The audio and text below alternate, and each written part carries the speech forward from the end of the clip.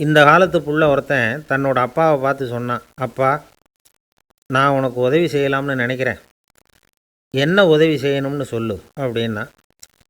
நீ சும்மா இருந்தால் அதுவே எனக்கு செய்கிற பெரிய உதவிடா அப்படின்னார் அப்பா.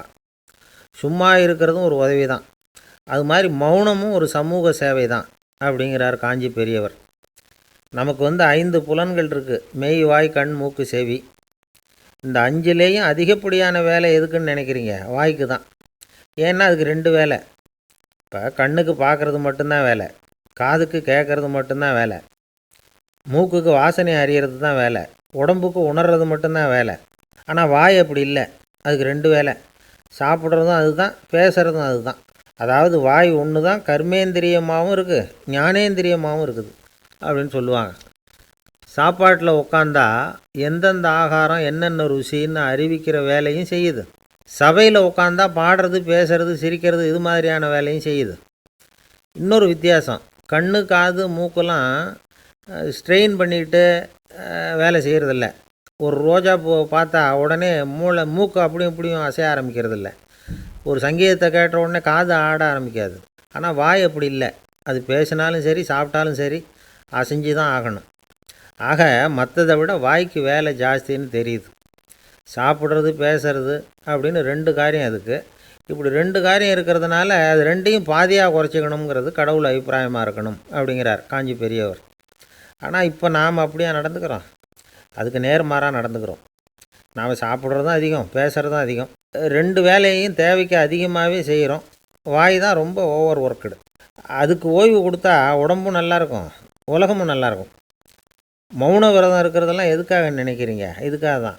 இந்த காலத்தில் மௌனமாக இருக்கிறவங்கெல்லாம் மகத்தான தொண்டு செய்கிறாங்க அப்படின்னு தான் சொல்லணும். சத்தம் அதிகமாக போய் தான் சவுண்டு பொல்யூஷன் வருது. அது மட்டும் இல்லை, மௌனமாக இருந்தால் சண்டை சச்சரவே வராது. மௌனம் கலக நாஸ்தி. ஆக இதுவும் ஒரு சமூக சேவை தான். நமக்கு தான் வாய் இருக்குதுங்கிறதுக்காக வசமாக சாப்பிட்றதும் தப்பு, வளவளன்னு பேசுகிறதும் தப்பு. ஒரு கருத்தை சொல்கிறதுக்கு ஒரே ஒரு சொல்லு போதும் அப்படின்னு இருக்கும்பொழுது 2 சொற்களை செலவு பண்ணாதே. எவ்வளவு சொன்னாலும் அதனால் ஒரு பயனும் விளையாது அப்படின்னு தெரிய வருமேயானால் அந்த ஒரு சொல்லையும் விரயம் பண்ணாதே அப்படிங்கிறார் ஒரு அறிஞர். எல்லா குணங்கள்லேயும் மௌனம்தான் சிறந்தது அப்படிங்கிறார் ஒருத்தர். மௌனமாக இருக்கிறது மூலமாக மற்றவர்கள் குறைகளை நம்மளால் தெரிஞ்சிக்க முடியும். அதே சமயத்தில் நம்மக்கிட்ட இருக்கிற குறைகளை மற்றவங்களுக்கு தெரியாமல் மறைச்சிக்கவும் முடியுங்கிறார் அவர். உண்மைதானே? ஒரு பெரிய மேடை பேச்சாளர், பொது வாழ்க்கையில் 25 வருஷ காலமாக ஈடுபட்டிருக்கிறவர். அவர் மனைவி ஒரு நாள் சொன்னாங்க, எங்கள் வீட்டுக்காரர் 25 வருஷ காலமாக பொது வாழ்வில் ஈடுபட்டிருந்தா கூட இந்த மாதம் 10ஆம் தேதியிலிருந்து தான் மக்களுக்கு சேவை செய்ய ஆரம்பிச்சிருக்கார் அப்படின்னாங்க ரொம்ப பெருமையாக. 10ஆம் தேதிக்கு அப்படி என்ன விசேஷம் அப்படின்னு கேட்டோம். அன்னையிலேருந்து தான் அவர் மேடையில் பேசுகிறத நிறுத்தினார் அப்படின்னாங்க அந்த அம்மா. நம்மளில் சில பேர் ரொம்ப தைரியமாக இருப்பாங்க. நாம் கூட சொல்கிறது உண்டு, அந்த ஆளுகிட்ட வர்றதுக்கு எமன் கூட பயப்படுவான் அப்படின்னு சொல்கிறது உண்டு. தைரியசாலிகளை நெருங்கிறதுக்கு யமன் பயப்படுவான் அப்படின்னு சொல்கிறது உண்மை தான், அது பொய் இல்லை. மன வலிமை இருக்குது பாருங்கள், அது மனுஷனை காப்பாற்றும். இது மருத்துவ ரீதியான உண்மை. உடல் கோளாறுகள் மன ஆரோக்கியத்தை பாதிக்கும். மன எழுச்சி, மன போராட்டம் இதெல்லாம் உடல் இயக்கத்தில் மாறுதலை உண்டாக்குது. சில வகையான நோய்களுக்கும் மனசுக்கும் இருக்கிற சம்பந்தம் என்னங்கிறத பற்றியெல்லாம் இப்போ ஆராய்ச்சி பண்ணுறாங்க. ஆஸ்மா, மூட்டு வலி, பெருங்குடல் அழற்சி, உயர் இரத்த அழுத்தம், சோரியாசிஸுங்கிற தோல் வியாதி, வயிற்று புண்ணு, இந்த தைராய்டு நச்சுத்தன்மை, இது மாதிரி நோய்களை உண்டாக்குறதுல மனசோட பங்கு என்னங்கிறத பற்றியெல்லாம் ஆய்வு பண்ணி பார்த்துருக்குறாங்க.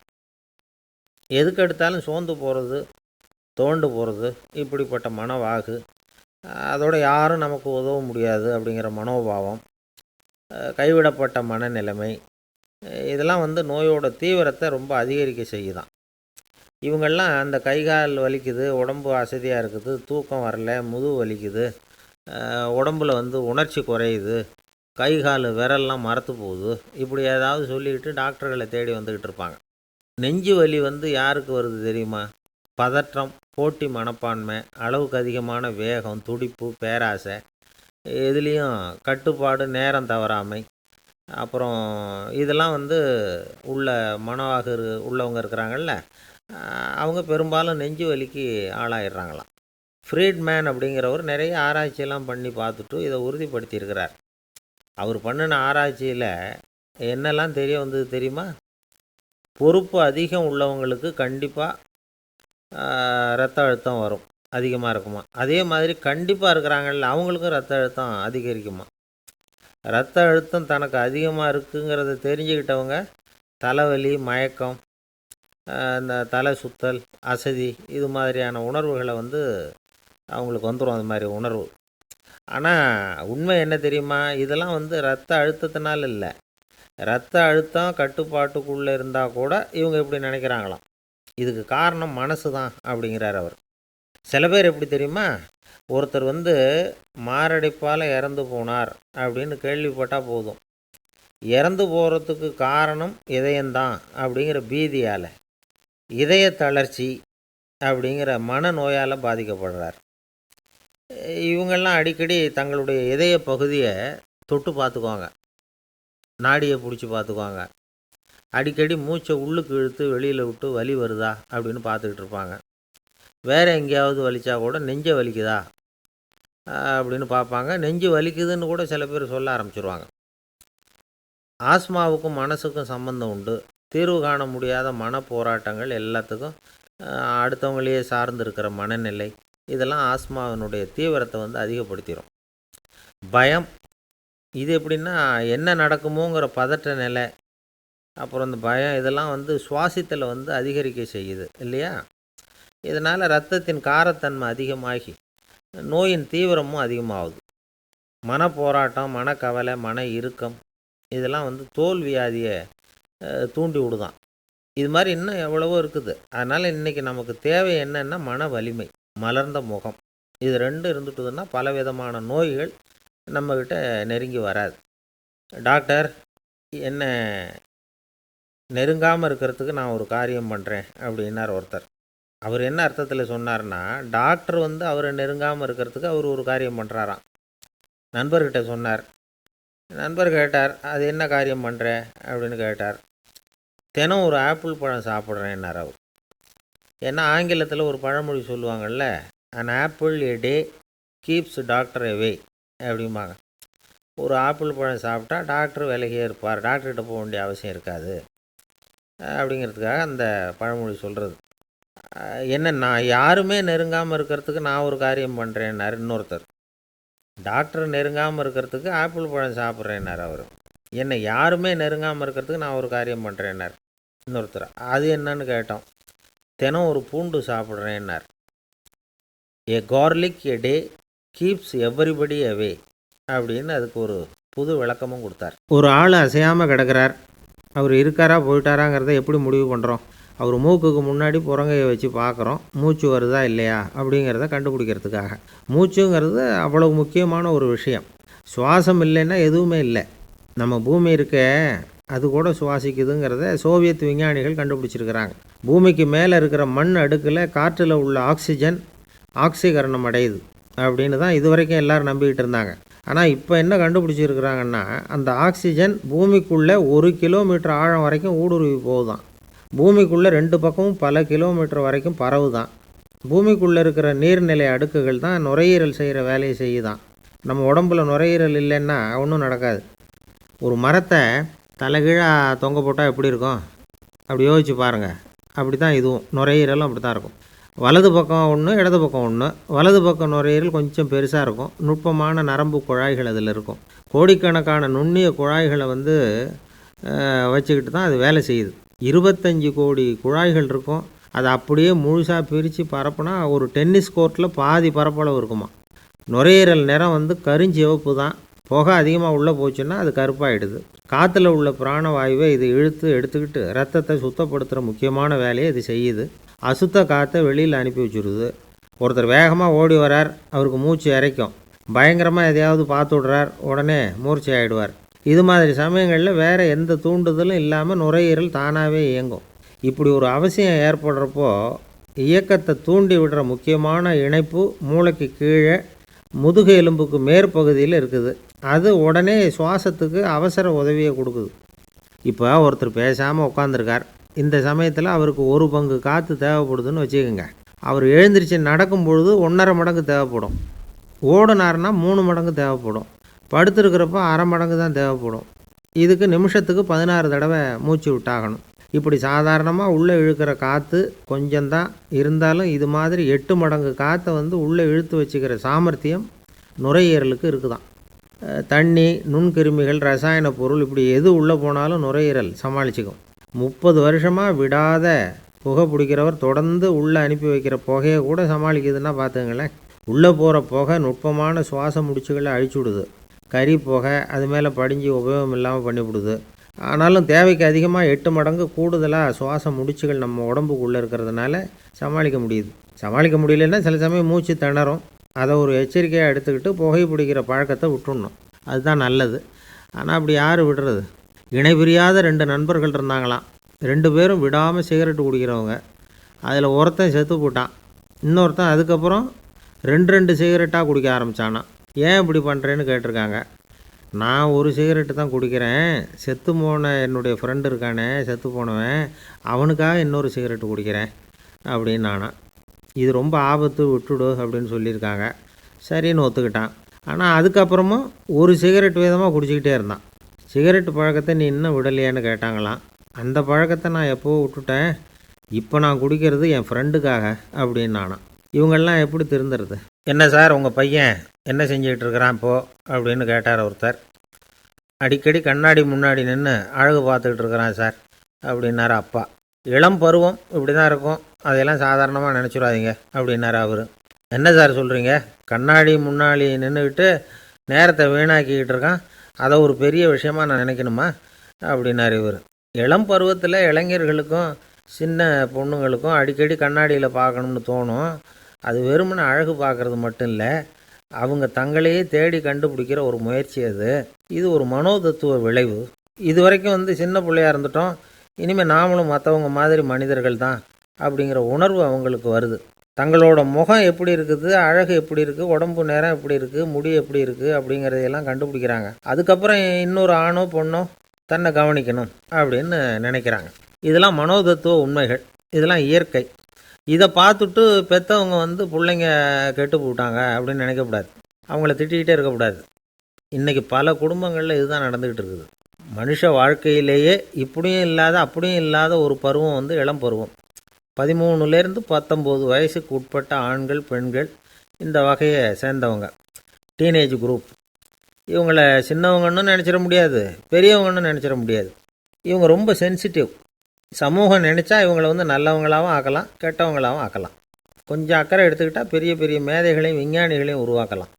ஆனால் நடக்கிறது என்ன தெரியுமா? அநேகமாக இவங்களை யாருமே சரியாக புரிஞ்சுக்கிறதில்ல, இவங்களை சரியாக நடத்துகிறதும் இல்லை. இது வரைக்கும் நாம் சொல்கிறத கேட்டுக்கிட்டு இருந்தான், இப்போல்லாம் அவன் இஷ்டத்துக்கு நடக்க ஆரம்பிச்சுட்டான் அப்படின்னு வருத்தப்படுற பெற்றோர்கள் அதிகம். இது வருத்தப்படுற விஷயம் இல்லை, சந்தோஷப்பட வேண்டிய விஷயம். உங்கள் புள்ள சொந்தமாக யோசிக்க ஆரம்பிக்கிறதும் நடந்துக்க ஆரம்பிக்கிறதும் ஒரு தப்பான விஷயமா? அவன் கடைசி வரைக்கும் உங்கள் பேச்சையே கேட்டுக்கிட்டு இருக்கணுங்கிறது என்ன நியாயம்? இன்றைக்கி இளைஞர்களை பெரியவங்க தப்பாக புரிஞ்சுக்கிட்டு தவறாக நடத்துறதுனால தான் அவங்களுக்கு வெறுப்பு, எரிச்சல், மனக்கசப்பு எல்லாம் உண்டாகுது. பெற்றவங்க சரியாக மதிக்கிறது இல்லை அப்படிங்கிற ஒரே காரணத்தினாலேயே வீணாக போகிற பிள்ளைங்க இன்றைக்கி அதிகம். சரி, பெற்றவங்களுக்கு இன்றைக்கி என்ன தான் புத்தி சொல்ல வர்றீங்க அப்படின்னு கேட்குறீங்களா? நாம் எதையும் சொல்ல வரல, ஆனால் அது சம்பந்தமான சில நிபுணர்கள் சொல்லியிருக்கிறத உங்கள் காதில் போட்டு வைக்கலாம். அது என்னென்னா, பிள்ளைங்க கிட்ட அன்பு செலுத்துங்க. குழந்தையாக இருந்தப்போ எவ்வளவு பாசமாக இருந்தீங்க, வளர வளர அதை ஏன் குறைச்சிக்கிறீங்க? பெற்றவங்களின் அன்பான வார்த்தைகளுக்கு ஏங்குறவங்க தான் இன்றைய இளைஞர்கள்.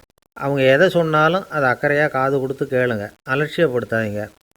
அவங்க விரும்புகிறது உங்கள்கிட்டேருந்து ஒரு மதிப்பு, மரியாதை, அங்கீகாரம், இவ்வளவு தான். அவங்க அவங்களாவே முடிவுகள் எடுக்கட்டும், அதுக்கு நீங்கள் உதவியாக இருங்க, அது போதும்.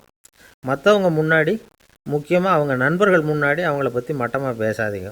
அவங்கக்கிட்ட பொய் சொல்லக்கூடாது. நீங்கள் சொன்னது பொய்ன்னு தெரிஞ்சு போச்சுன்னா உங்கள் பேரில் அவங்களுக்கு இருக்கிற மதிப்பு போயிடும், நம்பிக்கை போயிடும். அவங்களுக்கு முன்னாடி நீங்கள் சண்டை போடக்கூடாது. உங்கள் பிள்ளைய எப்பவும் இன்னொரு பிள்ளையோட ஒப்பிட்டு பேசுகிற வேலையே வேணாம். கூட பிறந்த மற்றவங்களோட கூட ஒப்பிடக்கூடாது. இப்படி செஞ்சால் அவன் உங்ககிட்டையும் பிரியமாக இருக்க மாட்டான், அவங்ககிட்டையும் பிரியமாக இருக்க மாட்டான். புள்ள எங்கே போகிறான், என்ன பண்ணுறான் அப்படின்னுலாம் துப்பறிஞ்சிக்கிட்டு இருக்கக்கூடாது. இளைஞர்கள் தனிமையை விரும்புகிறவங்க. அவங்கள பெட்டியில் வச்சு மூடி பாதுகாக்கணும்னு நினைக்கக்கூடாது. அவங்கள எப்படி பாதுகாக்கிறது அப்படிங்கிறது அவங்களுக்கே தெரியும். உங்கள் புள்ள எப்படி நடந்துக்கணும்னு நீங்கள் எதிர்பார்க்குறீங்களோ அது மாதிரி நீங்கள் நடந்து காட்டுங்க, அது போதும். ஒரு வீட்டில் அப்பாவும் அம்மாவும் பேசிக்கிட்டு இருக்கிறாங்க. என்னங்க நம்ம பொண்ணு பெரியவளாயிட்டா, அடிக்கடி கண்ணாடி முன்னாடி போய் நின்றுக்கிட்டு இருக்கிறா, சீக்கிரமாக ஒரு பையனை பார்த்து கல்யாணத்தை முடிக்காமல் இப்படி மசன்னு கல் மாதிரி உட்காந்துருக்குறீங்களே அப்படின்னு சத்தம் போட்டாங்க அந்த அம்மா. அவசரப்படாத, பார்க்குறதுக்கு கண்ணுக்கு அழகாக லட்சணமாக புத்திசாலியாக ஒரு பையன் கிடைக்க வேணாமா, அதுதான் பார்த்துக்கிட்டு இருக்கிறேன் அப்படின்னார் அப்பா. இதுக்கு அந்த அம்மா சொல்கிறாங்க, எங்கள் அப்பா இப்படியெல்லாம் நினச்சிக்கிட்டு இருந்திருந்தா எனக்கு கல்யாணமே ஆயிருக்காது தெரியுமா அப்படின்னாங்களாம். இந்த உலகத்தில் எவ்வளவோ உயிரினங்கள் இருக்குது, ஒவ்வொன்றும் ஒவ்வொரு விதமாக சண்டை போடுது. இப்போ 2 மாடு சண்டை போட்டுக்குதுன்னு வச்சுக்கோங்க, என்ன பண்ணும்? 2 முட்டிக்கும். அதுக்கு சண்டை போடுறதுக்கு ஆயுதமாக உபயோகப்படுறது அதோட கொம்பு. 2 சேவல் சண்டை போட்டுக்குதுன்னு வச்சுக்கோங்க, அதுக்கு ஆயுதமாக உபயோகப்படுறது அதோட கால் நகம். காலால் தான் அது ஒன்றோட ஒன்று சண்டை போட்டுக்கும். ஆனால் 2 மனுஷன் சண்டை போட்டுக்கிறான்னு வச்சுக்கோங்க, இவன் இன்னதை தான் ஆயுதமாக உபயோகப்படுத்துவான்னு குறிப்பிட்டு சொல்ல முடியாது. கல்லை எடுப்பான், கத்தி எடுப்பான், துப்பாக்கி எடுப்பான், என்ன வேணாலும் பண்ணுவான். வாயால் திட்டுவான், கையால் அடிப்பான், காலால் உதைப்பான், சகலகலா வல்லவன். விலங்குகள்லாம் பொதுவாக வாயை சாப்பிட்றதுக்கு மட்டும்தான் உபயோகப்படுத்துது. ஆனால் இவனுக்கு சாப்பிட்றதுக்கும் அதுதான், சாப்பிட்டு விட்டு திட்டுறதுக்கும் அதுதான். ஆனால் ஒரு விஷயத்தில் மட்டும் கெட்டிக்கிறேன். அதாவது நாம் சண்டை போட்டுக்கிட்டாலும் பரவாயில்லை, கோழிகள் சண்டை போடாமல் இருக்கணும் அப்படின்னு ஆசைப்படுறான். எதுக்காக? கோழிகள் சண்டை போடாமல் இருந்தால் நிறைய முட்டைகள் போடுமா, அதுக்காக தான் இந்த அக்கறை. கோழி பண்ணை வச்சுருக்கிறவங்களுக்கு இது ஒரு பெரிய பிரச்சனை. அதாவது பண்ணையில் இருக்கிற கோழிகளுக்குள்ளே அடிக்கடி சண்டை வந்துடும், அதனால் முட்டை உற்பத்தி குறைஞ்சிரும். சரி, இதுக்கு என்ன பண்ணுறது?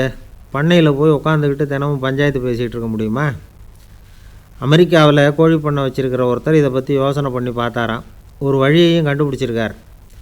கோழிக்கெல்லாம் மூக்கு கண்ணாடி மாட்டி விட்டுட்டோம்னா அது சண்டை போடுற குணம் குறைஞ்சிரும், முட்டை அதிகமாகிடும். அந்த கண்ணாடியில் உள்ள லென்ஸு சிவப்பு நிறத்தில் இருக்கணும், அவ்வளவுதான் அப்படின்னு அவர் கண்டுபிடிச்சாராம். இது ஏற்கனவே நடைமுறையில் கண்டுபிடிக்கப்பட்ட ஒரு விஷயம். ஆனால் எல்லா கோழிக்கும் சிவப்பு மூக்கு கண்ணாடி எப்படி மாட்டி விட்றது? அப்படியே மாட்டி விட்டாலும் அது நழுவாமல் இருக்கணுமே. இப்போ நாமெல்லாம் நடு விரலால் மூக்கு கண்ணாடி நடுவில் தொட்டு அப்படி ஸ்டைலாக சரி பண்ணிக்கிறோம், அது மாதிரி கோழி எப்படி சரி பண்ணிக்கும்? இதுதான் பிரச்சனை. இதுக்கு அவர் என்ன வழி கண்டுபிடிச்சாருன்னா, கோழிக்கெல்லாம் மூக்கு கண்ணாடிக்கு பதிலாக விழியொட்டு வில்லைகள், காண்டாக்ட் லென்ஸ், அதை பொருத்தி விட்டா என்ன அப்படின்னு யோசனை பண்ணார். அதே மாதிரி பண்ணார். அதே மாதிரி செஞ்சு பார்த்தார், வெற்றி. அதுக்கப்புறம் கோழியெல்லாம் சண்டை போட்டுக்கலையாம், சமாதான பிரியர்கள் ஆகிட்டு தான். கோழிகளுக்கு இயல்பாகவே சண்டை போடுற குணம் உண்டு. ஆனால் அதோட கண்ணுக்கு பார்க்குற பொருள்லாம் ரோஜா நிறத்துலையோ அல்லது இன்னும் சொல்லப்போனால் அழுத்தமான சிவப்பு நிறத்துலையோ தெரிஞ்சதுன்னா சண்டை போடுற குணம் குறைஞ்சிருதான். அந்த சமயத்தில் அது அதிகமாகவும் முட்டையிட ஆரம்பிச்சுடுதான். அதே நேரத்தில் இறை எடுக்கிறத கூட குறைச்சிக்குதான். இது ஏன் இப்படி பண்ணுதுங்கிறது விஞ்ஞானிகளுக்கு இன்னமும் புரியலையா. எப்படியோ அமெரிக்க கோழிகள்லாம் காண்டாக்ட் லென்ஸ் பொருத்திக்க ஆரம்பித்தாச்சு. கோழி கழுத்தை பிடிச்சிக்கிட்டு ஒரு சில வினாடிகளில் அதை பொருத்தி விட்றாங்களாம். கோழியோட ஆயுள் பூரா அது அப்படியே இருக்குமா. பண்ணையில் முட்டை உற்பத்தி குறைஞ்சா இது மாதிரி விஞ்ஞானபூர்வமாக பரிகாரம் தேடுறது தான் நல்லது. நமக்கு வேண்டியப்பட்ட ஒருத்தர், அவர் ஒரு கோழி பண்ணை வச்சுருந்தார். அந்த பண்ணையில் பாதி கோழி திடீர்னு செத்து போச்சு.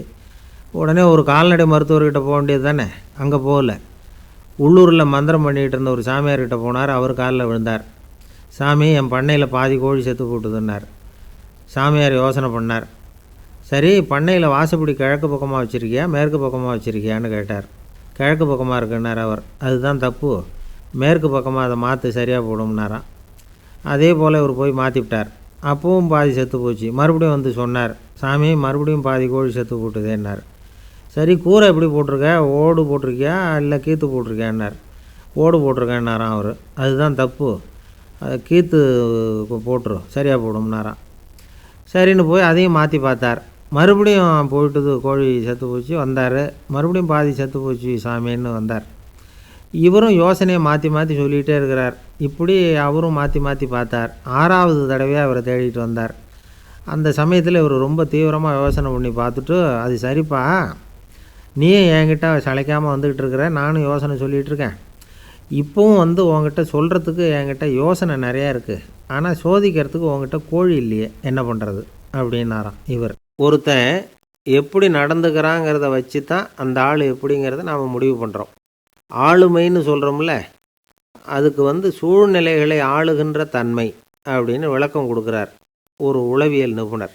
சரி, ஒரு மனிதனுடைய ஆளுமையை உருவாக்குகிற விஷயங்கள் என்னென்ன? பிறப்பு, வளர்க்கப்பட்ட விதம், படிப்பு, நண்பர்கள், சமுதாயம், இப்படி நிறைய உண்டு. ஆளுமையின் அடிப்படையில் சில மனநோய்கள் உண்டாகுது. அதெல்லாம் என்னென்னங்கிறத தெரிஞ்சு வச்சுக்கிட்டோம்னா நம்ம கூட இருக்கிறவங்கள அடையாளம் கண்டுபிடிக்கிறதுக்கு அது ரொம்ப உபயோகமாக இருக்கும். ஃப்ரெனாய்டு ஆளுமை அப்படின்னு ஒன்று. இந்த கோளாறு உள்ளவங்க எப்படி இருப்பாங்க தெரியுமா? அதிக உணர்ச்சி, சந்தேகம், பொறாமை இதெல்லாம் அதிகமாக இருக்கும். வளைஞ்சு கொடுக்க மாட்டாங்க. அடுத்தவங்களோட இணக்கமான உறவு இருக்காது. அவங்க செய்கிற தப்புக்கெல்லாம் அடுத்தவங்களை குறை சொல்லிகிட்டு இருப்பாங்க. இது ஒரு ரகம். அடுத்தது ஸ்கிசாய்டு ஆளுமை அப்படின்னு சொல்கிறாங்க. இந்த கோளாறு உள்ளவங்க அடுத்தவங்களோட பழக கூச்சப்படுவாங்க. சின்ன வயசுலேயே இது ஆரம்பமாயிடுது. பகல் கனவுலேயே சஞ்சரிப்பாங்க. அவங்களுடைய விரோதம், கோபம் இதை கூட வெளியில் காட்டிக்க முடியாமல் இருப்பாங்க.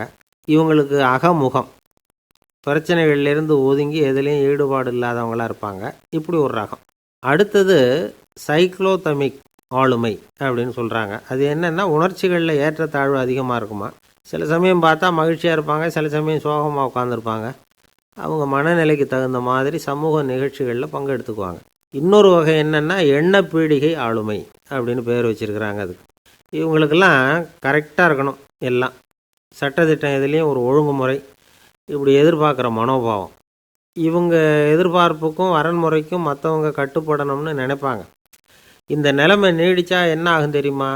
அலைக்கழிக்கிற எண்ணங்கள், திரும்ப திரும்ப ஒரே செயலை செய்ய தூண்டுற மனத்தளர்ச்சிக்கு ஆளாயிடுறாங்க. அடுத்தது ஹிஸ்டீரியா ஆளுமை. சின்ன விஷயத்தையெல்லாம் பெருசுப்படுத்தி நாடகமாக்குற நடிகர்கள் இவங்க. உணர்ச்சி அதிகம் உள்ளவங்க. இவங்க மன எழுச்சியில் பக்குவமின்மை, குழந்தைத்தனம், முதிர்ச்சியின்மை எல்லாம் இருக்கும். தன்னலம் மிக்க குணம். பிறர் தன்னை மட்டுமே கவனிக்கணும்னு நினச்சி செயல்படுறது, இதெல்லாம் இவங்க அடையாளம். அடுத்த ரகம் எப்படின்னா வளர்ச்சியற்ற ஆளுமைன்னு சொல்கிறாங்க. அடுத்தவங்களோட இணங்கி போக முடியாதவங்க. அறிவு, மன எழுச்சி, சமூக உறவு இதில் எல்லாம் போதுமான வளர்ச்சியையும் நிறைவையும் பெற முடியாதவங்க. இவங்களால வாழ்க்கையில் முன்னேற முடியாது. பிச்சைக்காரங்க, குற்றவாளிகள், இவங்ககிட்டெல்லாம் இது மாதிரியான ஆளுமை அதிகமாக இருக்குமா. அடுத்தது என்னென்னா சோர்வுடைய ஆளுமை. எதுலேயும் உற்சாகம் இல்லாமல் சோர்ந்து போயிருப்பாங்க. அதுக்கெல்லாம் நமக்கு வலிமை இல்லைப்பா அப்படின்னு சொல்லிகிட்டு இருப்பாங்க. சின்ன விஷயங்களுக்கெல்லாம் அதிர்ச்சி அடையிறது. வாழ்வின் சுவையை அனுபவிக்க முடியாதவங்க. இன்னொரு ரகம் இது கொதித்தெழும் ஆளுமைங்கிறாங்க. எதுக்கு எடுத்தாலும் ஆத்திரம், குரோதம், வன் செயல் இதிலெல்லாம் ஈடுபாடு, இப்படி உள்ளவங்க. நத்தை வகை ஆளுமை அப்படின்னு ஒன்று. அடுத்தவங்க மேலே விரோதம் இருக்கும், அடிக்கணுங்கிற எண்ணம் இருக்கும். ஆனால் அதை அப்படியே வெளியில் காட்டாமல் அதே சமயம் அமைதியான முறையில் வெறுப்பை வெளிக்காட்டுற ரகம். இவங்கெல்லாம் பேசாமல் கம்முன்னு இருந்துக்கிட்டே நினச்சதை நிறைவேற்றிக்கிடுவாங்க. முன்ஜாக்கிரதை ஆளுமை அப்படின்னு ஒரு ரகமாக. பாதுகாப்பின்மை, சந்தேகம், முழுமையின்மை, அறவேக்காட்டுத்தனம் இந்த மனப்போக்கு அதிகமாக இருக்கிறதுனால அகம்பாவம், புடிவாதம், எச்சரிக்கை எல்லாம் அளவுக்கு மீறி இருக்கும். இதுவரைக்கும் நாம் பேசிக்கிட்டு இருந்த ஆளுமை பண்புகள் அளவுக்கு அதிகமாக போயிட்டுதுன்னா ஆளுமை கோளாறுகள் ஏற்படும். அதன் அடிப்படையில் மனவியாதிகள் வருமா. அதனால் இணக்கமான, எல்லாரும் விரும்புகிற இயல்பான ஆளுமையை பெறுவதற்கு நாம் முயற்சி செய்யணும் அப்படிங்கிறது மனோதத்துவ நிபுணர்களுடைய ஆலோசனை. ஒருத்தர் ஒரு மனோதத்துவ டாக்டரை தேடிட்டு வந்தாராம். டாக்டர், எனக்கு மனசில் ஏதோ வியாதி, ஆளுமை கோளாறு, அதாவது எனக்கு சீக்கிரமாக செத்து போனால் தேவையில்லைன்னு தோணுது அப்படின்னாராம். உடனே அந்த டாக்டர், சரி அப்படின்னா இங்கே இருங்க, நான் வைத்தியம் பார்க்குறேன் அப்படின்னாராம். ஒருத்தர் அவசரமாக போய்கிட்டு இருந்தார். எங்கே போய்கிட்டு இருக்கீங்க அப்படின்னு கேட்டார் ஒரு பெரியவர். கடைக்கு போகிறேன் சார், சாமான் வாங்கிறதுக்கு அப்படின்னார். அங்கே போகிறதுக்கு முன்னாடி தெரிஞ்சிக்க வேண்டியதெல்லாம் தெரிஞ்சுக்கிட்டீங்களா அப்படின்னு கேட்டார் பெரியவர். கடைக்கு போய் காசை கொடுத்து ஒரு பொருளை வாங்கிட்டு வரப்போகிறோம், இதில் தெரிஞ்சிக்க வேண்டியது என்ன இருக்குது அப்படின்னார் அலட்சியமாக. இப்போ அந்த பெரியவர் பேச ஆரம்பித்தார். இந்த உலகத்தில் எந்த ஒரு செயலில் இறங்குறப்போவும் நாம் நல்லா ஆலோசனை பண்ண வேண்டிய விஷயம் 5 அப்படின்னார். உதாரணமாக, ஒருத்தன் கடைக்கு போய் ஏதோ ஒரு பொருளை வாங்கிட்டு வர போகிறான்னு வச்சுக்கோங்களேன். அப்போ கூட அவன் 5 விஷயங்களை பற்றி தெரிஞ்சுக்க வேண்டியிருக்குது அப்படிங்கிறார் அவர். முதல்ல அந்த பொருள் எப்படிப்பட்டது அப்படிங்கிறத தெரிஞ்சுக்கணும். ரெண்டாவதாக தன்னை பற்றியும் தெரிஞ்சுக்கணும். அப்போ தான் அந்த பொருள் தனக்கு தேவையா இல்லையா அப்படிங்கிறத புரிஞ்சுக்க முடியும். மூணாவதாக தெரிஞ்சுக்க வேண்டியது ஒன்று இருக்குது. அது என்னென்னா, அந்த பொருளை அடையிறதுக்கு வழி என்ன அப்படிங்கிறத தெரிஞ்சுக்கணும். அதாவது எவ்வளவு பணம் கொடுத்தா அது கிடைக்கும், இது மாதிரியான விஷயங்கள். நாலாவதாக அந்த பொருளை அடையிறது மூலமாக நாம் அடையக்கூடிய பயன் என்ன அப்படிங்கிறதையும் உணரணும். அஞ்சாவது, அந்த பொருளை அடையிறதுல இருக்கக்கூடிய தடை எது அப்படிங்கிறதையும் நாம் தெரிஞ்சுக்கணும். பெரியவர் பேசுகிறது ஏதோ தத்துவம் மாதிரி தெரியுது இல்லையா? தத்துவம்தான். அதாவது இப்படி உலகியல் வாழ்க்கையில் சின்ன சின்ன விஷயங்கள்லேயே நாம் 5 விஷயங்களை தெரிஞ்சுக்க வேண்டியிருக்குது. அது ரொம்ப அவசியமாக இருக்குது. பேரின்ப நிலைன்னு சொல்கிறாங்கள்ல, அது மாதிரி பெரிய சமாச்சாரங்கள்லேயும் இந்த 5 விஷயங்களை நாம் தெரிஞ்சுக்க வேண்டியிருக்குது. அதுக்கு பேர் என்னன்னா அர்த்த பஞ்சகம். வைணவ சமயத்தில் அர்த்த பஞ்சகம்ங்கிறது ரொம்ப பெரிய விஷயம். கடைக்கு போகிறது மாதிரி கடவுளை பார்க்க போகிறப்பவும் நாம் 5 விஷயங்களை தெரிஞ்சுக்கணுமா. முதல்ல பரம்பொருள் அப்படிங்கிறது என்ன, அதோட தன்மைகள் என்ன, இதை தெரிஞ்சுக்கணும். இதுக்கு பேர் என்னன்னா பரமாத்ம ஸ்வரூபம் அப்படின்னு பேர். ரெண்டாவது, நாம் யார், நம்மோட தன்மை என்ன அப்படிங்கிறத தெரிஞ்சுக்கணும். நான் யாருன்னு எனக்கே தெரியலங்கிறப்போ இதை நான் சொல்கிறேன்னு இது என்னுடையதுன்னு சொல்கிறது தப்பு தானே. அப்புறம் மூணாவது விஷயம், பரம்பொருளை நாம் அடையிறதுக்கு வழி எது, இதை தெரிஞ்சுக்கணும். இது உபாய ஸ்வரூபம் அப்படின்னு பேர். நாலாவது விஷயம், நாம் அடைய வேண்டிய பயன்கள் என்ன அப்படிங்கிறத தெரிஞ்சுக்கிறது. இதுக்கு புருஷார்த்தம் அப்படின்னு பேர். அஞ்சாவது, அந்த பயனை அடைய விடாமல் தடுக்கிற தடைகள் யாவை அப்படிங்கிறத தெரிஞ்சுக்கிறது. இது விரோதி ஸ்வரூபம். இதைத்தான் தடையியல் அப்படின்னு சொல்கிறாங்க.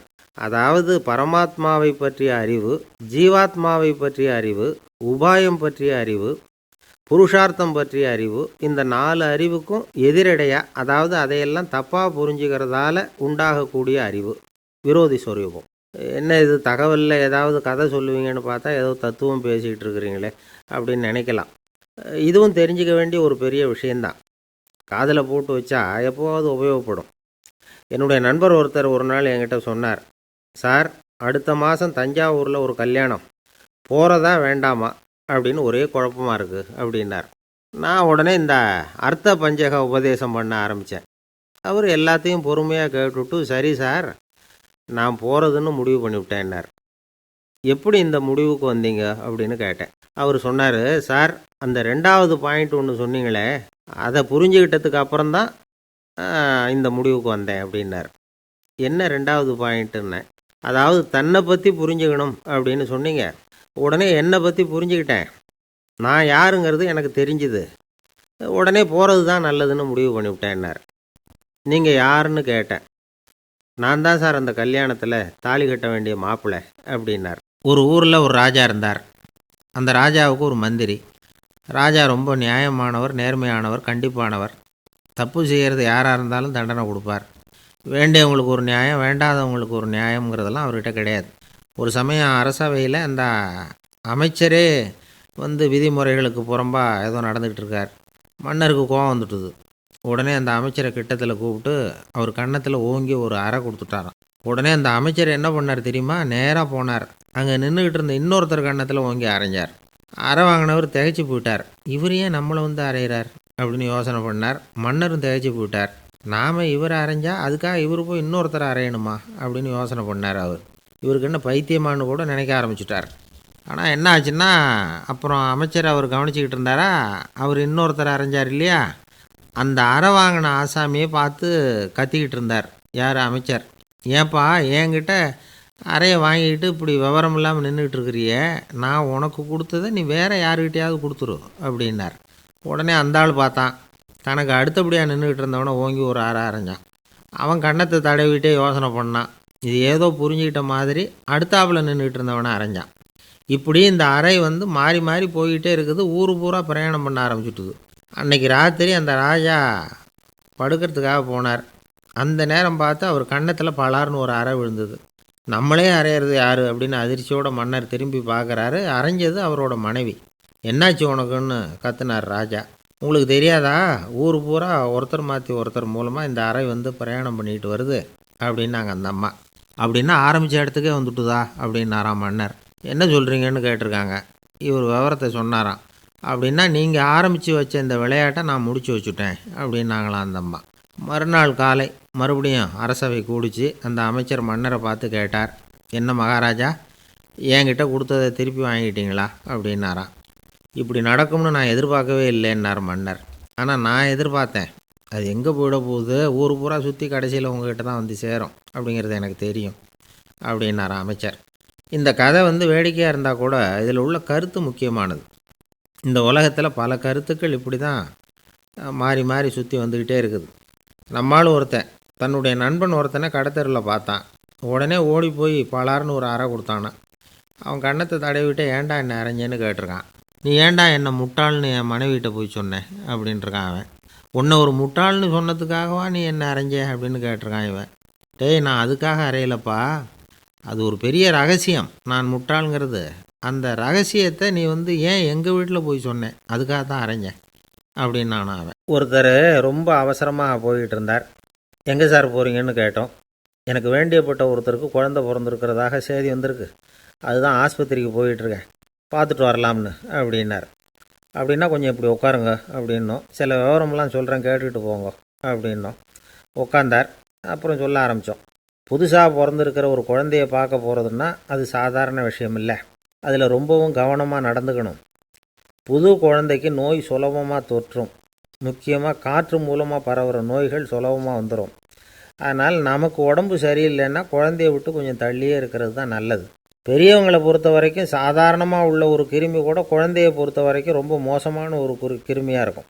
சில வெளிநாடுகளில் எப்படி தெரியுமா, பிறந்த குழந்தை தூங்கிக்கிட்டு இருக்கிற ஒரு ரூமுக்கு போகணும்னா போகிறவங்க முகமூடி போட்டுக்கணும், காலணிகளை மாற்றிக்கணும், அவ்வளவு சுத்தமாக உள்ளே போய் பார்த்துட்டு வரணும். பொதுவாக சில ஆஸ்பத்திரிகளில் பார்த்திங்கன்னா பார்வையாளர்கள் நேரத்தில் விசிட்டிங் ஹவர்ஸ் தாயை விட்டு குழந்தைய தனியாக பிரித்து வச்சுருவாங்க. எதுக்குன்னு நினைக்கிறீங்க? அந்த நேரம் பல பேர் வருவாங்க போவாங்க. அவங்க கை கால் சுத்தமாக இருக்காது. சுத்தம் இல்லாத கைகள் மூலமாக கிருமிகள் பரவும். சுத்தம் இல்லாத கைன்னா மண் தூசி படிஞ்சிருக்கிற கை மட்டும் தான் அர்த்தம் இல்லை. சாலையில் கையை வீசிக்கிட்டு நடந்து வர்றீங்க, குழந்தைய பொறுத்த வரைக்கும் அது கூட சுத்தம் இல்லாத கை தான். தாயை தவிர மற்றவங்க குழந்தைய தூக்காமல் பார்த்துக்கிறது நல்லது. தாய் கூட அளவோடு கொஞ்சிறதோடு நிறுத்திக்கணும். புதுசாக ஒரு குழந்தைய பெற்றுருக்கிற பொண்ணுக்கிட்ட மற்ற தாய்மார்கள் ஏதாவது சொல்லிக்கிட்டே இருப்பாங்க. குழந்தைய அப்படி வளர்க்கணும் இப்படி வளர்க்கணும் அப்படின்னு ஏதாவது அட்வைஸ் பண்ணிக்கிட்டே இருப்பாங்க. இப்படி ஓவராக அறிவுரை பண்ணுறது அந்த பொண்ணை குழப்பி விட்டுரும். அதனால் அப்படிலாம் பண்ணக்கூடாது. அந்த பெண்ணே ஏதாவது கேட்டால் கூட டாக்டர் சொல்ல வேண்டிய விவரங்களையெல்லாம் நாமே சொல்லிகிட்டு இருக்கக்கூடாது. புதுசாக பிறந்திருக்கிற குழந்தைய மட்டும்தான் இப்படி பார்க்கணும்னு இல்லை. ஒரு நோயாளி குழந்தைய பார்க்க போகிறதுனா கூட ரொம்ப எச்சரிக்கையாக தான் நடந்துக்கணும். ஒரு தின்பண்டமோ விளையாட்டு சாமானோ அந்த குழந்தைக்கு நாம் வாங்கிட்டு போகிறதா வச்சுக்குவோம். அதை நேராக கொண்டுகிட்டு போய் அந்த குழந்தைகிட்டே கொடுக்கக்கூடாது. அதோட அப்பா அம்மாக்கிட்ட ரகசியமாக கொடுக்கலாம். அவங்க முடிவு பண்ணட்டும் குழந்தைகிட்ட அதை கொடுக்கலாமா வேண்டாமாங்கிறத. அவங்களுக்கு தான் தெரியும் அதோட மனசும் உடம்பும். உங்கள் அக்கறையை காட்டுறதா நினச்சிக்கிட்டு குழந்தை வாயில் எதையும் கொண்டுட்டு போய் போடாதீங்க. போகிறப்போ உங்கள் வீட்டு குழந்தையும் அழைச்சிட்டு போகாதீங்க.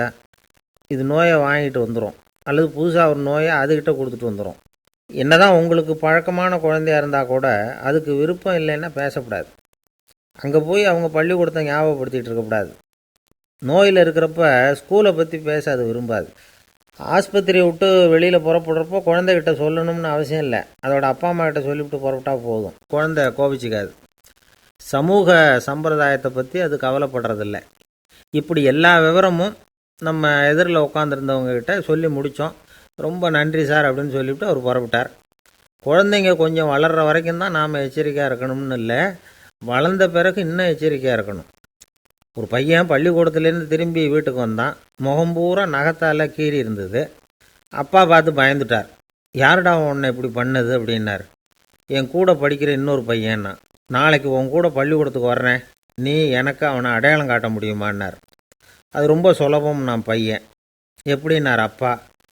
அவன் காதில் ஒன்று கையோடு எடுத்துகிட்டு வந்திருக்கிறேன், இதோ என் பையில் தான் வச்சுருக்கேன் அப்படிங்கிறான் அந்த பையன். 1816 வருஷம் செப்டம்பர் மாதம் 11 பிரான்ஸ் தேசத்தில் உள்ள ஒரு மருத்துவமனை. அங்கே ஒரு இளம் டாக்டர் கொஞ்ச நாளைக்கு முன்னாடி தான் அந்த ஆஸ்பத்திரியில் புதுசாக வேலைக்கு சேர்ந்துருக்கிறார். அவர் பேர் ரெனே லெனக். அவர் அன்னைக்கு காலையில் அந்த மருத்துவமனையில் அப்படியே ரவுண்ட்ஸ் வந்துக்கிட்டு இருக்கிறார். வார்டில் ஒரு படுக்கையில் ஒரு இளம்பெண் படுத்திருக்கிறார். அந்த பொண்ணுக்கு இருதய நோயாக இருக்கலாம்ங்கிறது மற்ற டாக்டர்கள் சந்தேகம். அந்த காலத்துல எல்லாம் ஒருத்தருடைய இருதய துடிப்பை தெரிஞ்சுக்கணும்னா நோயாளியின் மார்பில் டாக்டர் வந்து காதை வச்சு பார்த்து தான் தெரிஞ்சுக்கிறது வழக்கம். ஆனால் இந்த பெண்ணும் வந்து இளம் பெண், அந்த டாக்டரும் புதுசாக சேர்ந்துருக்கிறவர். அதனால் பரிசோதனை பண்ண தயங்கினார். கொஞ்ச நேரம் யோசனை பண்ணார். திடீர்னு ஒரு ஞாபகம் வந்தது அவருக்கு. அதாவது அன்னைக்கு விடியற் காலையில் தோட்டத்தில் அப்படி வாக்கிங் போயிட்டு இருந்தப்போ சின்ன பசங்கள்லாம் ஒரு மரக்கட்டையை வச்சு விளையாடிக்கிட்டு இருந்தாங்களாம். அதை இவர் பார்த்துருக்கிறார். அது என்ன விளையாட்டுனா, ஒரு நீளமான மரப்பலகை, அதில் ஒரு முனையில் ஒரு பையன் தன்னுடைய காதை வச்சுக்கிட்டு இருக்கிறான், மறுமுனையில் இன்னொரு பையன் அந்த மரப்பலகையை ஒரு ஆணியால் கீறிக்கிட்டு இருக்கிறான். ஒரு முனையில் ஆணியால் கீறும் பொழுது மறுமுனையில் காதை வச்சிருக்கிற பையனுக்கு அந்த சத்தம் துல்லியமாக கேட்குது. அந்த டாக்டருக்கு காலையில் பார்த்த இந்த விளையாட்டு ஞாபகத்துக்கு வந்துட்டுது. உடனே என்ன பண்ணார் தெரியுமா? ஒரு நீளமான காகிதத்தை எடுத்தார். அதை அப்படியே உருளை மாதிரி உருட்டினார். ஒரு முனையை அந்த நோயாளியின் மார்பில் இடது பக்கம் வச்சார், இன்னொரு முனையில் தன்னுடைய காதை வச்சார். என்ன ஆச்சரியம்! நோயாளியின் மார்பில் நேரடியாக காதை வச்சு கேட்குறத விட துல்லியமாக கேட்டுது இதய துடிப்பு. இதய துடிப்பு மட்டும் இல்லை, மூச்சு இழுத்து விடுறது, திரவ பொருள்களின் அசைவு, எல்லா சத்தமும் தெளிவாக கேட்குது. கிரேக்க மொழியில் ஸ்டெத்தாஸ் அப்படின்னா மார்பு, ஸ்கோப்பின் அப்படின்னா பார்ப்பதுன்னு அர்த்தம். அதனால் டாக்டர் ரெனே லெனக் தான் கண்டுபிடிச்ச கருவிக்கு ஸ்டெத்தஸ்கோப் அப்படின்னு பேர் வச்சார். அவரே வந்து முதல் மாடலையும் செஞ்சார். அளவு ரொம்ப பெருசாக இருந்தது, சுலபமாக எடுத்துகிட்டு போகிறது கஷ்டம், அது அவ்வளோ கஷ்டமாக இருந்தது அது. அதனால் அவரே அதை அப்புறம் 2 பிரிவாக தயார் பண்ணார். இது 2 துண்டையும் டாக்டர் தன்னோட கோட்டு பாக்கெட்டில் வச்சுக்கலாம், தேவைப்படுறப்ப எடுத்து ஒன்றா சேர்த்துக்கலாம். இப்படி தான் அவர் ஆரம்பத்தில் பண்ணார். தன்னுடைய இந்த கண்டுபிடிப்பை பற்றி அவர் ஒரு புத்தகம் எழுதினார். நிறைய விற்றுது, புகழும் பணமும் சேர்ந்தது. பணமும் புகழும் வந்து சேர்ந்தது மாதிரியே அவருக்கு ஒரு நோயும் வந்து சேர்ந்தது. அது என்ன நோயின்னு கண்டுபிடிக்கிறதுக்கும் அவர் கண்டுபிடிச்ச கருவி தான் உபயோகப்பட்டு தான். அவரே அதை கண்டுபிடிச்சார். அவருக்கு வந்திருந்தது காச நோய். 1826ஆம் வருஷம் ஆகஸ்ட் மாதம் 13ஆம் தேதி உலகத்தின் முதல் ஸ்டெதஸ்கோப்பை கண்டுபிடிச்ச டாக்டர் ரெனே லெனக் காலமானார். அவர் சாகிறதுக்கு முன்னாடி மரத்தால் செஞ்சு வச்சுருந்த ஸ்டெதஸ்கோப்பை தனக்கு வேண்டியப்பட்ட ஒரு டாக்டர்கிட்ட கொடுத்து, என்னுடைய சொத்துக்கள்லேயே ரொம்ப வசந்தது அப்படின்னு சொன்னாராம். அதுக்கப்புறம் 3 வெள்ளைக்காரங்க சேர்ந்து இந்த கருவியில் சில மாற்றங்களை பண்ணாங்க. ஆனால் 1829 லண்டனில் டாக்டர் நிக்கோலஸுங்கிறவர் ஒரு காதால் இதய துடிப்பை கேட்குறத விட டாக்டர் 2 காதாலையும் கேட்குறது தான் சரியாக இருக்கும் அப்படின்னு ஒரு கருத்தை வெளியிட்டார். அதுக்கப்புறம் ரொம்ப காலம் கழித்து 1852 ஜார்ஜ் காமான் அப்படிங்கிறவர் ரப்பர் டியூபுகளை உபயோகப்படுத்தி 2 காதாலையும் கேட்குற மாதிரி ஒரு புதிய வடிவத்தை அதுக்கு கொடுத்தார். அதுக்கு பிறகு அது படிப்படியாக எவ்வளவோ மாற்றங்கள் இருந்தாலும் ஆரம்பத்தில் டாக்டர் ரெனே லெனக் உருவாக்கின அடிப்படை மாடலை யாரும் மாற்றி அமைக்கலைங்கிறது தான் முக்கியமான விஷயம். நமக்கு தெரிஞ்ச ஒரு ஆஸ்பத்திரி, அதில் ஒரு நோயாளி, காலை நேரத்தில் நர்ஸு அந்த பக்கமாக போயிட்டு இருந்தாங்க. அதை பார்த்துட்டு ஒரு நர்ஸுன்னு கத்துறார். நர்ஸு அவசரமாக ஓடி வந்து என்ன விஷயம்னு கேட்டாங்க. சிஸ்டர், இங்கே பாருங்கள், உங்கள் டாக்டரை என் நெஞ்சில் ஒரு காதை வச்சு கேட்டுக்கிட்டு இருக்கிறார் அப்படின்னார் நோயாளி. சிஸ்டர் பதட்டப்படாமல், அதனால் என்ன, இந்த டாக்டர் பழமையான விஷயங்களில் ரொம்ப நம்பிக்கை உள்ளவர், அதனால் ஸ்டெதாஸ்கோப்பை உபயோகப்படுத்தாமல் காதை வச்சு கேட்குறார், அது ஒன்றும் தப்பு இல்லை அப்படின்னாங்களாம். ஐயோ, அதுக்காக இல்லை சிஸ்டர், இவர் என் நெஞ்சு மேலே தலையை வச்சது நேற்று ராத்திரி 9 மணி, இப்போ விடிஞ்சு போச்சு, இன்னமும் தலையை எடுக்கவே இல்லை, அதுக்காக தான் சந்தேகப்பட்டு உங்களை கூப்பிட்றேன் அப்படின்னாராம். அமெரிக்க ஜனாதிபதி ஆப்ரஹாம் லிங்கன் ஒரு நாள் தன்னோட கோச்சு வண்டியில் தலைநகரான வாஷிங்டனுக்கு போயிட்டுருக்கிறார். கோச்சு வண்டி ஒரு சாலையில் போயிட்டுருக்கு. அந்த சாலைக்கு ஒரு பக்கத்தில் பயங்கரமான சதுப்பு நிலம். சதுப்பு நிலம்னா அது புதைகுழி, புதை மணல்ங்கிறோம்ல, அது மாதிரி. அந்த சதுப்பு நிலத்தில் யாராவது மாட்டிக்கிட்டா அவ்வளோதான், ஆளை கொஞ்சம் கொஞ்சமாக உள்ளே அமுக்கிவிடும், தப்பிச்சு கரையிறது கஷ்டம். அப்படிப்பட்ட நிலம் அது. ஆப்ரஹாம் லிங்கன் ஏதோ ஒரு முக்கியமான அரசாங்க வேலையாக போயிட்டு திரும்பி வந்துக்கிட்டு இருக்கிறார். அதனால் அந்த சமயத்தில் அவர் விலை உசந்த ஆடைகளை அணிஞ்சிருக்கிறார்.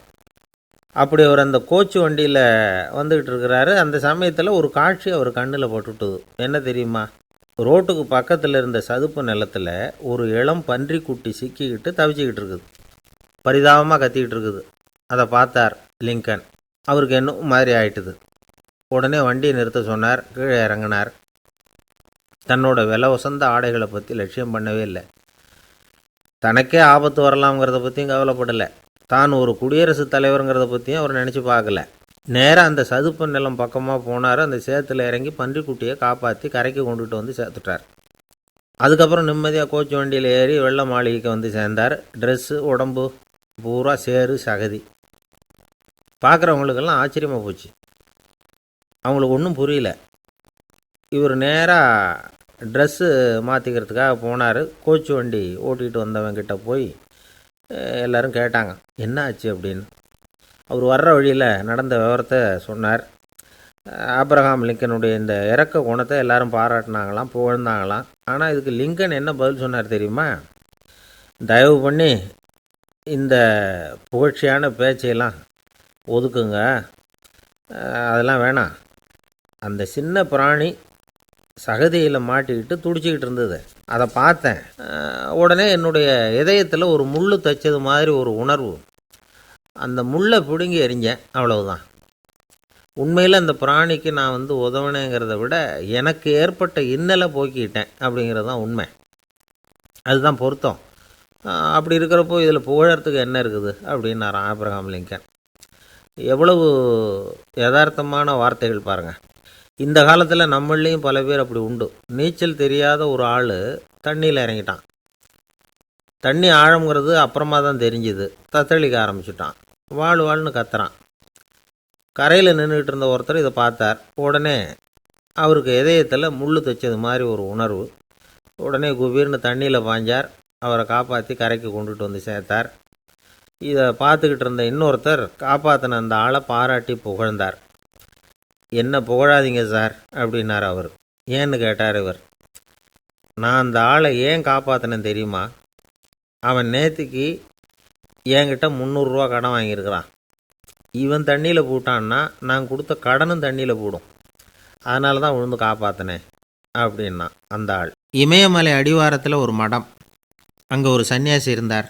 அவர்கிட்ட ஒருத்தர் வந்தார். சுவாமி, ஆசையை உதற நினைக்கிறேன், முடியல, ஒட்டிக்கிட்டே வருது அப்படின்னாராம். இப்படி உட்கார ஒரு கதை சொல்கிறேன் அப்படின்னு சொல்லி அவர் சொல்ல ஆரம்பித்தாராம்.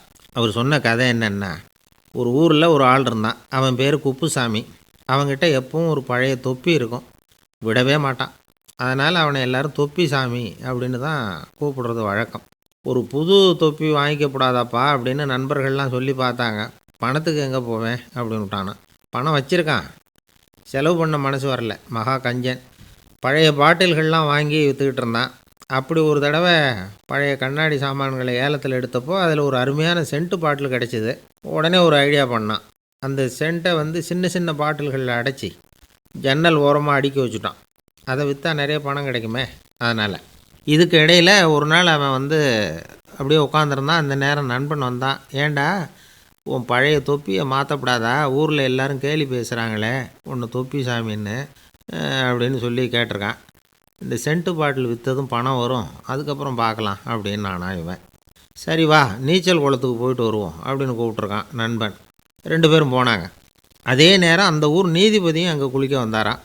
அவர்கிட்ட இருந்தது விலை உசந்த ஒரு புது தொப்பி. அதை அங்கே இருந்த ஸ்டாண்டில் மாட்டிவிட்டு குளிக்க போனார். இதுக்கிடையில் குப்புசாமி குளிச்சுட்டு வந்தான். அவனுடைய பழைய தொப்பியை காணலை. அந்த புது தொப்பியை பார்த்தா இது நண்பனுடைய வேலை தான் அப்படிங்கிறதாக புரிஞ்சுக்கிட்டு அதை எடுத்து மாட்டிகிட்டு வந்துட்டான். நீதிபதி குளிச்சுட்டு வந்து பார்க்குறாரு, தொப்பியை காணும். போலீஸில் புகார் கொடுத்தார். அவங்க தேடினாங்க. ஒரு மூலையில் பழைய தொப்பி கிடச்சிது. அடடா, இது நம்ம குப்புசாமியோட தொப்பி இல்லையா அப்படின்னு நானா ஒருத்தன். உடனே அவன் வீட்டுக்கு தேடிட்டு போயிருக்காங்க. அங்கே போய் பார்த்தா புது தொப்பி அங்கே இருக்குது. உடனே அவனுக்கு 1000 ரூபா அபராதம் போட்டாங்களாம். அவன் பணத்தை கட்டிவிட்டு ரொம்ப எரிச்சலோடு வீட்டுக்கு வந்தான்.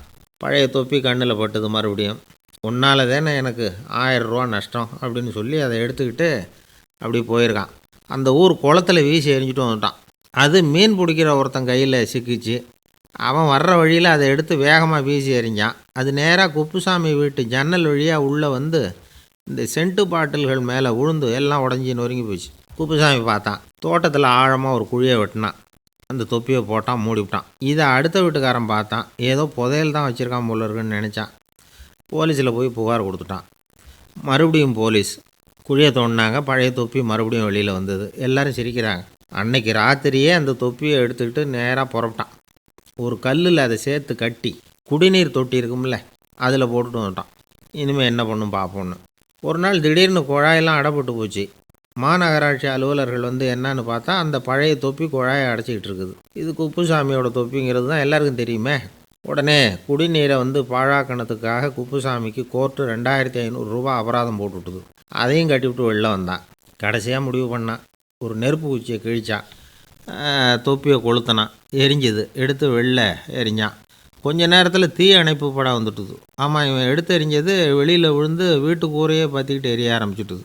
அவனோட பணத்தாசையும் அதோடு சேர்ந்து எரிஞ்சு போச்சான். இப்படி ஒரு கதை. இந்த கதையை சொல்லி முடித்தார் அந்த இமயமலை அடிவாரத்தில் இருந்த சன்னியாசி. இப்போ அந்த குப்புசாமி எங்கே இருக்கிறான்னு கேட்டார் எதிரில் இருந்தவர். இதோ உன் எதிரிலே இருக்கிறான், நான் தான் அந்த குப்புசாமி அப்படின்னாரான் அந்த சன்னியாசி. அந்த குப்புசாமிகிட்ட இருந்தது மாதிரி ஒரு பழைய தொப்பி நம்ம ஒவ்வொருத்தர்கிட்டையும் உண்டு. அதை எப்படி தொலைக்கிறதுன்னு தெரியாமல் தடுமாறிக்கிட்டு இருக்கிறோம். அது என்ன தொப்பிங்கிறீங்களா? அதுதான் நம்மை சூழ்ந்திருக்கிற மாயை அப்படிங்கிறார் சுவாமி சின்மயானந்தர். மெய்ஞானம் கிடைக்கிறப்போ மாயை வந்து எரிஞ்சு போகும் அப்படிங்கிறது அவருடைய கருத்து. நம்மால் ஒருத்தர் வேகமாக ஓடி வந்தார். காலில் மாட்டியிருந்த பழைய செருப்பு ரெண்டையும் ஆவேசமாக தூக்கி ஒரு கிணத்துல போட்டுட்டு வெறுங்காலோடு நடந்து வந்துக்கிட்டு இருக்கிறார். ஏன் அப்படி பண்ணீங்க அப்படின்னு கேட்டோம். அந்த செருப்புக்கு சொந்தக்காரன் வந்து பின்னாடி வந்துக்கிட்டு இருக்கிறான், அதனால் அப்படி பண்ணேன் அப்படிங்கிறார் இவர். ஒரு தடவை நாரதர் ஒரு தெரு வழியாக போய்கிட்டு இருந்தார். வழியில் ஒருத்தர் வேத சாஸ்திரம்லாம் படிச்சுக்கிட்டு உட்காந்துருந்தார். அவர் நாரதரை பார்த்து எங்கே போயிட்டுருக்குறீங்கன்னு கேட்டார். கடவுளை பார்த்துட்டு வரலாம்னு போயிட்டுருக்கிறேன் அப்படின்னார் நாரதர். அப்படின்னா அவர்கிட்ட எனக்கு எப்போ முக்தி கிடைக்கும்னு கேட்டுட்டு வாங்களேன் அப்படின்னார் இவர். சரி, கேட்டு வரேன் அப்படின்னு சொல்லிவிட்டு நாரதர் நடந்தார். கொஞ்சம் தூரத்தில் ஒரு மரத்தடியில் ஒரு தொழிலாளி செருப்பு தைச்சிக்கிட்டு உட்காந்துருந்தார். அந்த ஆளும் அதே மாதிரி கேட்டுக்கிட்டார். எனக்கு எப்போ முக்தி கிடைக்கும்னு கடவுள்கிட்ட கேட்டுக்கிட்டு வாங்களேன்னார். அவர்கிட்டையும் சரின்னு சொல்லிவிட்டு நாரதர் நேராக வைகுண்டத்துக்கு வந்து சேர்ந்தார். கடவுளை பார்த்தார். இவங்க 2 பேரும் சொல்லி அனுப்பின விஷயத்தை பற்றி கேட்டார். அதுக்கு கடவுள் சொன்னார், அந்த செருப்பு தைக்கிற தொழிலாளி உடல் நீத்ததும் உடனே என்னை வந்து அடைவான். ஆனால் அந்த சாஸ்திரம் படித்த ஆள் இப்போதைக்கு என்கிட்ட வந்து சேரமாட்டான்.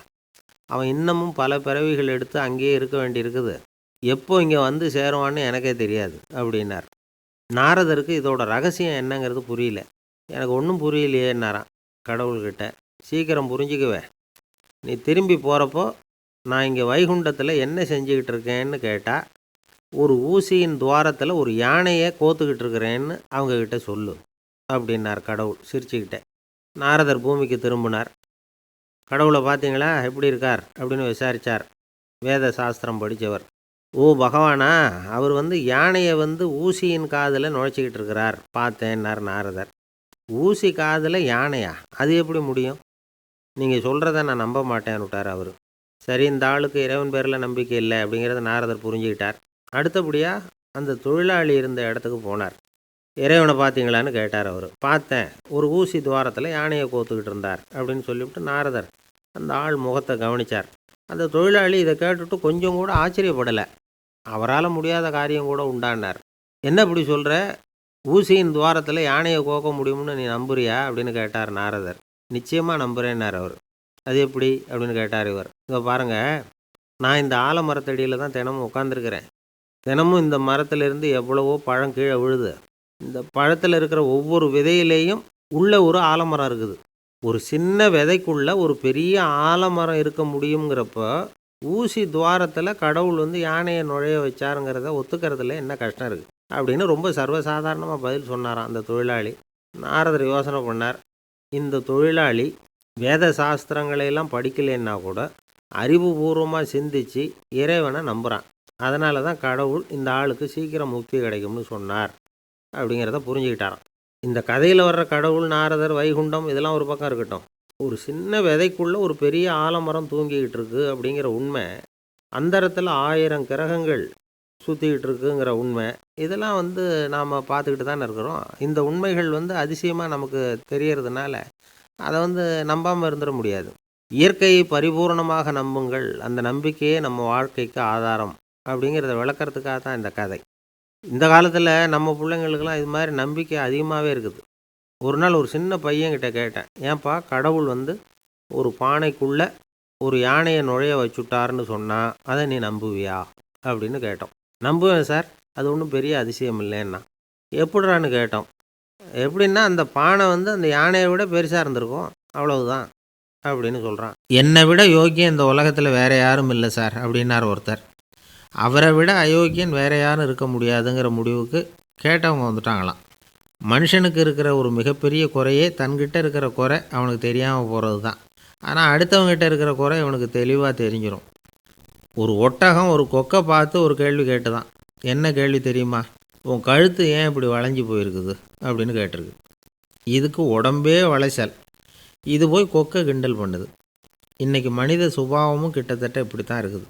இந்த உலகத்தில் குறையில்லாத மனிதர்கள் யாரும் கிடையாது, நாம் உள்பட. அப்படிங்கிறத முதல்ல நாம் நல்லா புரிஞ்சுக்கணும். ஒரு ஊரில் ஒரு விற்பனை நிலையம் இருந்தது. செல்ல பிராணிகளை விற்பனை செய்கிற நிலையம் அது. நாய், கிளி, பூனை இப்படி நிறைய வச்சு விற்பனை பண்ணிகிட்டு இருக்கிறாங்க. நாய்க்குட்டி விற்பனை செய்கிற பகுதியில் ஒரு சிறுவன் நின்றுக்கிட்டு இருந்தான். விற்பனை செய்கிற ஆளுகிட்ட விலை கேட்டுக்கிட்டு இருந்தான்.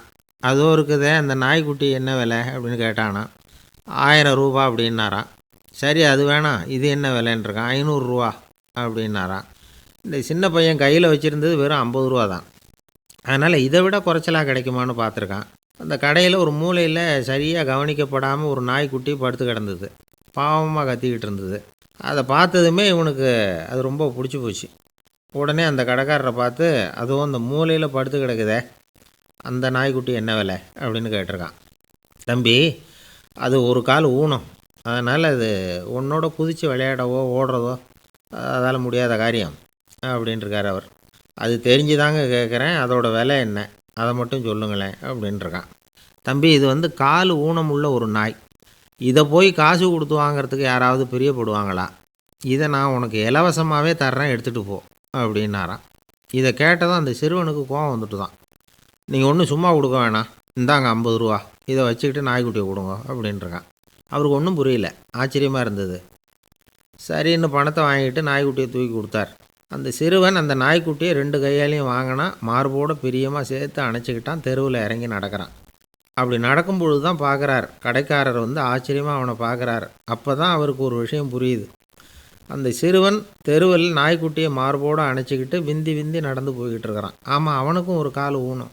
இந்த நாய்க்குட்டியை யாருமே வாங்க மாட்டாங்கன்னு நினச்சிக்கிட்டு இருந்தார். குறையுள்ள அதுக்கும் ஒரு எஜமானன் கிடச்சிட்டான். அதனால் ஊனம் ஒரு குறை இல்லை அப்படிங்கிற உண்மையை அந்த கடைக்காரர் புரிஞ்சுக்கிட்டாரான். நம்மால் ஒருத்தர் கொஞ்சம் வயசானவர், எழுந்திரிச்சு சரியாக நடக்க முடியாது, சாய்வு நாற்காலியிலேயே எப்பவும் உட்காந்துருப்பார். அவர் தனக்கு துணையாக ஒரு நாயை பக்கத்தில் வச்சுருந்தார். அதுவும் ரொம்ப வயசான ஒரு நாய், எழுந்திரிக்கவே சிரமப்படும், நடக்கவும் முடியாது. அவர் பக்கத்துலேயே இதுவும் சோர்ந்து போய் படுத்து கிடக்கும். அந்த பெரியவரை பார்க்க வந்த ஒருத்தர் கேட்டார், ஏங்க, ஒரு சின்ன பையனை உங்களுக்கு துணையாக வச்சுக்கப்படாதா? இந்த நாயை உங்களுக்கு பாதுகாப்பாக வச்சுருக்கிறீங்களே, உங்களுக்கு ஒரு ஆபத்துன்னா இது எப்படி உங்களுக்கு உதவ முடியும் அப்படின்னார். அப்போ அவர் சொன்னாராம், எனக்கு ஒரு ஆபத்துன்னா அந்த சமயத்தில் இந்த நாய் என்னை தனியாக விட்டுட்டு ஓடி போயிடாமல் இருக்கணும்ல, அதுக்காக தான் இதை நான் வச்சுருக்கிறேன் அப்படின்னாராம். ஒரு இலக்கிய கூட்டம் ஏற்பாடு பண்ணியிருக்கிறோம், நீங்கள் அவசியம் வந்து அதில் பேசணும் அப்படின்னு கேட்டுக்கிட்டார் ஒருத்தர். வேணாங்க, 4 பேருக்கு முன்னாடி வந்து நிற்கிறதுனா எனக்கு ரொம்ப கூச்சமாக இருக்கும் அப்படின்னார் இவர். ஏன் சார், இன்னமும் குழந்த மாதிரி கூச்சப்படுறீங்களே அப்படின்னார் அவர். அவரை ஒரு மாதிரியாக சமாளித்து அனுப்பி வச்சுட்டு அதுக்கப்புறம் அதை பற்றி இவர் யோசித்து பார்த்துருக்கார். சில நிபுணர்கள் எழுதியிருக்கிறத படித்தும் பார்த்துருக்கிறார். மனோதத்துவ நிபுணர்கள் என்ன சொல்கிறாங்க தெரியுமா? 10லேருந்து 20% குழந்தைகள் பிறக்கிறப்பவே கூச்ச சுபாவம் கொண்டதாக தான் இருக்குதான். ஒரு தாத்தா தன்னோட பேர பிள்ளைய ஆசையாக கூப்பிடுறார் விளையாட்டு காட்ட, அதை அழுதுகிட்டு ஓடி போகுது. ஒரு அம்மா தன்னோட பிள்ளைய பள்ளிக்கூடத்தில் சேர்க்கறதுக்காக கூப்பிட்டுக்கிட்டு போகிறாங்க. அந்த பிள்ளை அம்மாவோட முந்தானையில் ஒளிஞ்சிக்கிட்டு வெளியில் வரமாட்டேங்குது. இவங்களெல்லாம் எப்படி சமாளிக்கிறது? குழந்தைகளோட கூச்ச சுபாவத்தை போக்குறது எப்படி? இதுக்கு நிபுணர்கள் சில யோசனைகளை சொல்லியிருக்கிறாங்க. மற்றவங்களுக்கு முன்னாடி என் பையனுக்கு கூச்சம் ரொம்ப அதிகம் சார், மற்றவங்க பார்த்தா ரொம்ப வெக்கப்படுறான், இப்படி சொல்கிற அப்பாக்கள் உண்டு. என் பையன் புது மனுஷாலை பார்த்தா அட்டையாக ஒட்டிக்குவான் சார் அப்படின்னு சொல்கிற அப்பாக்களும் உண்டு. இப்படிலாம் குழந்தைகளுக்கு வந்து முத்திரை குத்துறது ரொம்ப தப்பான். புதுசாக யாராவது வீட்டுக்கு வந்தால் குழந்தை தானாக தன்னோட கூச்சத்தையும் பயத்தையும் போக்கிக்கிட்டு சகஜமாக மாறி வர்றதுக்கு வாய்ப்பு கொடுக்கணுமா. ஒரு கூட்டத்துக்கோ அல்லது சொந்தக்காரங்க கல்யாணத்துக்கோ குழந்தைய அழைச்சிட்டு போகிறீங்க. அங்கே போய் கட்டாயப்படுத்தி குழந்தைய மற்றவங்க கிட்ட பேச சொல்லக்கூடாது. சில சமயம் குழந்தை தானாக தன்னுடைய கூச்ச சுபாவத்தை விட்டு பேசுகிறதுக்கு முன் வந்தால் அதை பாராட்டணும். குழந்தை கலகலப்பு இல்லாமல் மௌனமாக இருந்ததுன்னா அதையும் கண்டுக்கக்கூடாது. குழந்தை பேச ஆரம்பித்தா அதை ஆர்வத்தோடு கவனிக்க தெரியணும். கலந்து உரையாடுற பழக்கத்தை வீட்லேயே ஆரம்பிக்கலாம். கேட்டதுக்கு பதில் சொல் அப்படின்னு நீங்கள் அதிகாரம் பண்ணிகிட்டு இருக்கக்கூடாது. அது குழந்தைக்கு பேசுகிற சந்தர்ப்பத்தை குறைச்சிருமா. இப்போ நாம் அதிகாரம் பண்ணால் கேலி செய்கிற பழக்கம் குழந்தைகளை ரொம்ப பாதிச்சிருமா. பெரியவங்களானதுக்கு அப்புறமும் சில பேர் கூச்சத்தோடவும் பயத்தோடவும் இருக்கிறதுக்கு இதுதான் காரணம். சின்ன வயசில் அவங்கெல்லாம் ஏதாவது கேலிக்கு ஆளாகி இருப்பாங்க. ரெண்டாவது குழந்தை மூத்த குழந்தைய கேலிக்கு ஆளாகிற சந்தர்ப்பங்களை கண்டு கேலி பண்ணினா அது இளம் நெஞ்சங்களை விட்டு நீங்கிறதே இல்லையா. எப்பவும் குழந்தையோட நடை உடை பாவனைகளை பற்றி சொல்லிக்கிட்டே இருக்கக்கூடாதான். அதுவே கூச்ச சுபாவத்தை கொண்டுட்டு வந்துடுமா. அப்பா எங்கேன்னு யாராவது கேட்டால் இது மாதிரி இன்ன காரியத்துக்காக வெளியில் போயிருக்கார், இத்தனை மணிக்கு திரும்பி வருவார் அப்படின்னு சொல்கிற அளவுக்கு குழந்தைகளை பழக்கப்படுத்தி வைக்கணும். ஃபோன்லேயே யாராவது விசாரித்தா கூட இது மாதிரி பதில் சொல்லு அப்படின்னு சொல்லணும். சின்ன சின்ன மீட்டிங்கில் 4 வாரத்தை பேச தயார் பண்ணலாம். ஒரு கடையிலையோ அல்லது ஹோட்டல்லையோ ஏதாவது விவரம் கேட்கணும்னா உங்கள் குழந்தைய தைரியமாக அனுப்புங்க. குழந்தைகள் பணிவாகவும் பொறுமையாகவும் விவரம் கேட்குறப்போ கூச்ச சுபாவம் தானாக போயிடும். சின்ன வயசுலேயே இப்படிலாம் பழக்கப்படுத்தினா தான் வருங்காலத்தில் தைரியமாக இந்த சமுதாயத்தில் வாழ முடியும். இல்லைன்னா 60 வயசுலேயும் அடுப்பங்கரையை விட்டு வெளில வர்றதுக்கு கூச்சப்பட்டுக்கிட்டு தான் இருக்க வேண்டியிருக்கும். இந்த காலத்து பிள்ளைங்க எவ்வளவோ பரவாயில்ல, எதுக்கும் தயங்குறதில்ல, கூச்சப்படுறதில்ல. ஒரு அம்மா அடுப்பங்கரையிலேருந்து சத்தம் போட்டாங்க, டேய் ராமு, தயவு பண்ணி அந்த டிவியை நிறுத்துறா, அந்த பெண்ணோட குரல் மகா மோசம், அடுப்பங்கரையில் இருக்கிற என்னாலேயே அதை சகிச்சிக்க முடியல அப்படின்னாங்களாம். உடனே பையன் கொஞ்சம் கூட தயங்காமல் பதில் சொல்கிறான், அம்மா, இந்த குரல் டிவியிலேருந்து வரல, எதிர்த்த விட்டு மாமி தான் இங்கே வந்திருக்கிறாங்க, அவங்க தான் இப்போ என்னோட பேசிக்கிட்டு இருக்கிறாங்க அப்படின்னு.